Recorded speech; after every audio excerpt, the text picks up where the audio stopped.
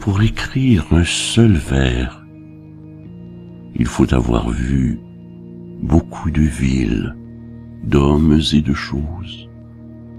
Il faut connaître les animaux. Il faut sentir comment volent les oiseaux et savoir quels mouvements font les petites fleurs en s'ouvrant le matin.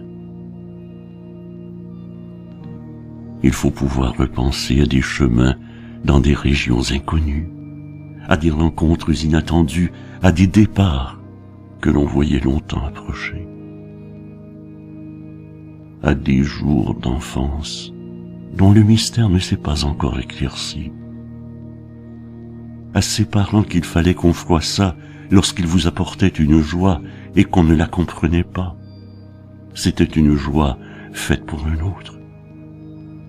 À des maladies d'enfance qui commençaient si singulièrement par tant de profondes et graves transformations, à des jours passés dans des chambres calmes et contenues,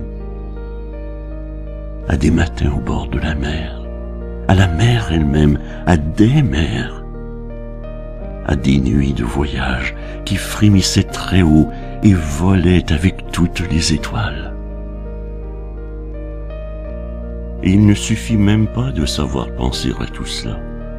Il faut avoir des souvenirs de beaucoup de nuits d'amour dont aucune ne ressemblait à l'autre, de cris de femmes hurlant en mâles d'enfants et de légères, de blanches, de dormantes accouchées qui se refermaient.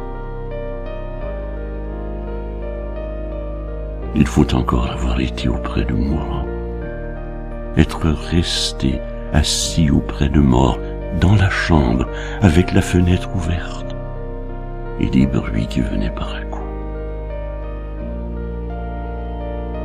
Et il ne suffit même pas d'avoir des souvenirs.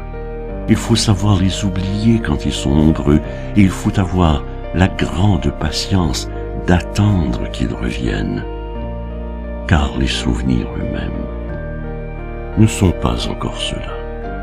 Ce n'est que lorsqu'ils deviennent en nous sang, regard, geste, lorsqu'ils n'ont plus de nom et ne se distinguent plus de nous, ce n'est qu'alors qu'il peut arriver qu'en une heure très rare, du milieu d'eux,